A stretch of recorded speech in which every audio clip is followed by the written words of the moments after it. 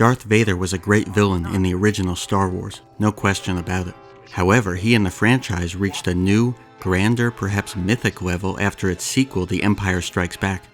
Not only did it elevate the villain of the first film, but it did so for almost every character and aspect of the series. Nothing, I think, epitomizes this as well as the climactic duel between Vader and Luke Skywalker, who are set up from the very beginning to collide in a sequence that reaches the amazing potential of the sci-fi fantasy genre. We have to wait 20 minutes before we see Vader's iconic helmet, only this time it's glossy instead of dirty and faded. He's apparently well recovered from the end of the last film and seems to have a position of even more power. John Williams' Imperial March kicks in for the first time while we're introduced to Vader's mega Star Destroyer. This shot is meant to imply, if you thought the Star Destroyer at the beginning of the first film was big, look at the size of just the bridge of this ship. In addition to the spiffy uniform and ginormous spaceship, he's just so cool in this film. He's intimidating officers instead of being insulted by them, force-choking Imperial admirals from afar. He's never getting angry, and he's outwitting and even manhandling the heroes. Despite having just 12 minutes of screen time, he's a hard character for even his creator to control. Vader dominates the movie perhaps more than Lucas intended. Lucas and screenwriter Lawrence Kasdan set up Vader's obsession with Luke in the opening crawl. He also mentions him in his first bit of dialogue, despite being kind of a non sequitur.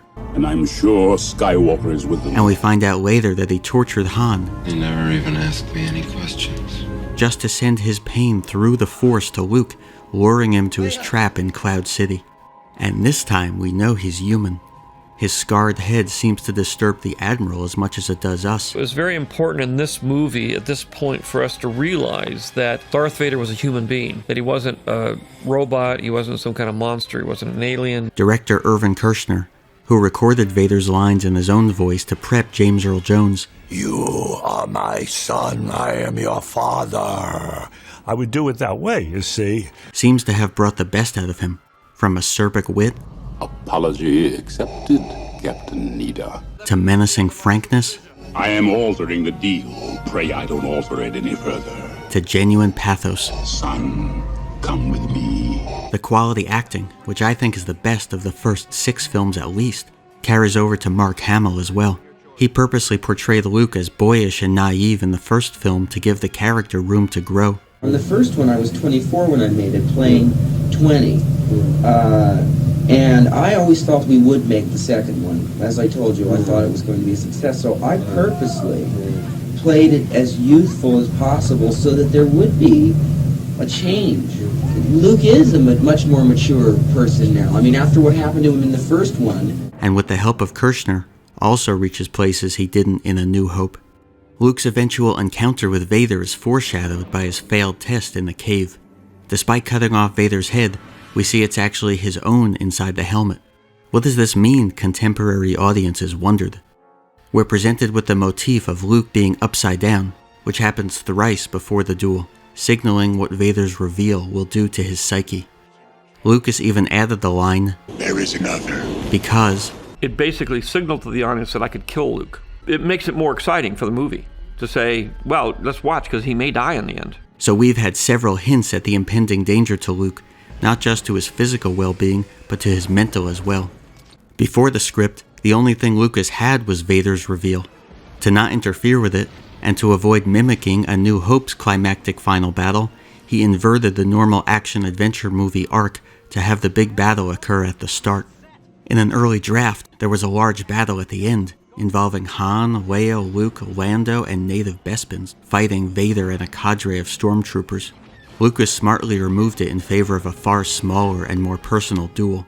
And remember, the hero and villain have never met face-to-face, their closest encounter occurring over the surface of the Death Star. The Force is strong in this one. So it's a confrontation that's been building for almost 2 full films now, with characters that we're invested in, where we understand their motivations.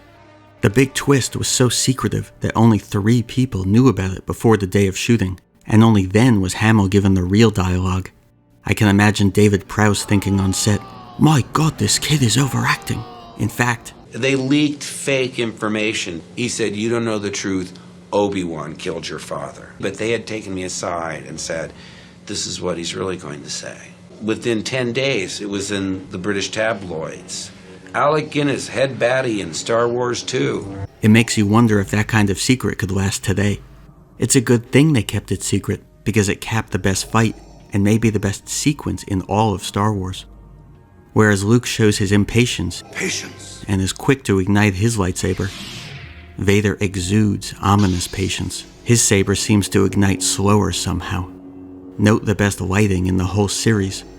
And because of the previous carbon freezing scene, we have a rough idea of the geography.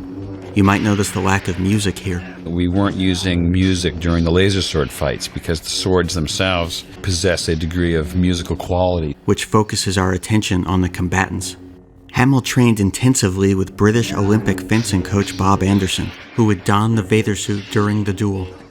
This duel is already miles ahead of the one in A New Hope, because instead of a bodybuilder and an old actor, it's a professional swordsman and a young actor.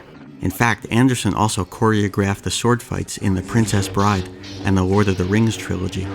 To get the shot of Luke flying out the window, his gymnast stunt double performed a ridiculous running jump perfectly timed to match a fan that would blow debris through it.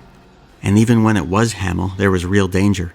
The catwalk scenes were 30 feet above the ground with nothing but cardboard boxes and mattresses surrounding it, and a wire attached to Hamill that even Kirshner said would have broke if he fell. While the acrobatic nature and spectacle of future lightsaber duels have exceeded this, they've done so at their peril. This duel excels because of its relative simplicity, in which every swing and move of the swordsman can be seen. Kirshner and company do something cruel here. They make us believe Luke has a chance. But now that Vader has Luke where he wants him, trapped between accepting his offer and falling to his apparent death, he quickly ends the fight, dashing our momentary hope that Luke could prevail. When the cinema-altering reveal finally comes, No, I am your father. John Williams chooses a slower version of the Imperial March, almost telling us that this story is deeper than we thought as the revelation sinks in. That's impossible! Luke looks for a potential way out, and once he spies it, lets go. Whether it's the suction of the exhaust port and/or him using the Force, he escapes to fight another day. For a sequel that would have deeper characterization, Lucas wanted a more actor-oriented director, especially after he'd almost had a heart attack directing A New Hope, was busy financing the film himself, building Skywalker Ranch, and what would soon be Hollywood's top special effects company, ILM. So he hired, to use a cliched but appropriate term, journeyman director Irvin Kershner, whom Lucas knew as a professor from his time at USC in the mid-60s.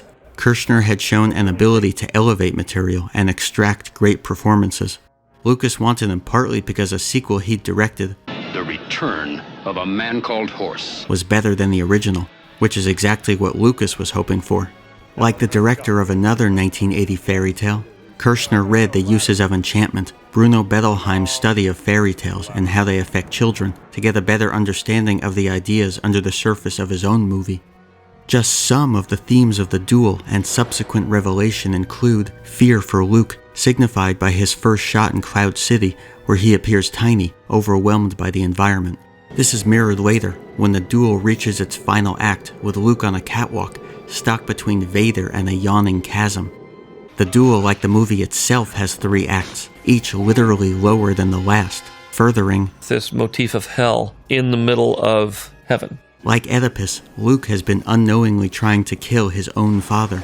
Freud's fear of dismemberment/castration, only it's not Luke's head, as in the cave, but his hand. Vader offers Luke a Faustian bargain. In essence, his soul for power. In Jungian terms, Vader is Luke's shadow, what he would become if he gave in to the dark side. Luke tries to resist, in Freudian terms, his monster from the id, potentially manifesting from his anger, fear, and aggression, the way it did with his father. Vader becomes a satanic figure, a once noble Jedi fallen. And obviously, but perhaps most importantly, it complicates the simplistic categorization of good and evil. Suddenly everything is suspect. The revelation, perhaps not even realized until sometime after seeing the movie, unleashes the fear that the heroes might not simply be defeated, but might suffer a worse fate by becoming evil themselves. It unlocks a more mature, emotional, and sophisticated world and future for the series. These are just some of the primal anxieties raised by the film's climax, that, again, was so secretive that Harrison Ford didn't know until he saw the finished film, and David Prowse wished he knew the actual line because he would have acted differently, though I wouldn't change a thing. Kirshner carefully choreographed his movements to match the real line, while Prowse unknowingly said the fake one. When James Earl Jones first saw the script, he thought it was a lie. Ironically, I brought in several psychologists to go over whether this would have an effect on anybody. And ultimately the conclusion was that kids that can handle it will handle it.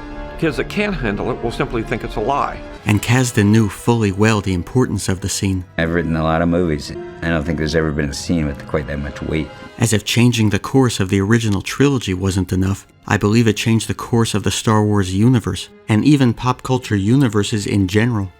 Instead of being titled Chapter 2, once Lucas had the Vader reveal, it inspired an entire prequel trilogy in his head, causing him to name A New Hope Episode 4, leaving room for episodes 1 to 3 about the fall of Darth Vader.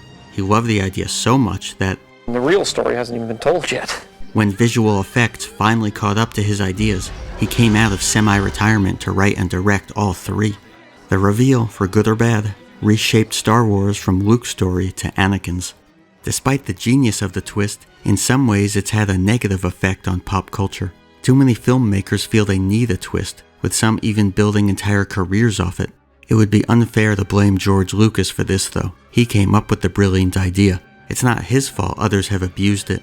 But one thing is clear. Vader's pivotal reveal, 4 decades ago now, redefined the cinematic twist and should guarantee the continued influence of Star Wars. It elevated B-movie Saturday matinee material to a grander, layered, complex, emotionally resonant place in our culture, changing the perceptions of not only the Star Wars series forwards and backwards, but also what popular entertainment is and could be. Others have been trying to emulate it with varying success ever since.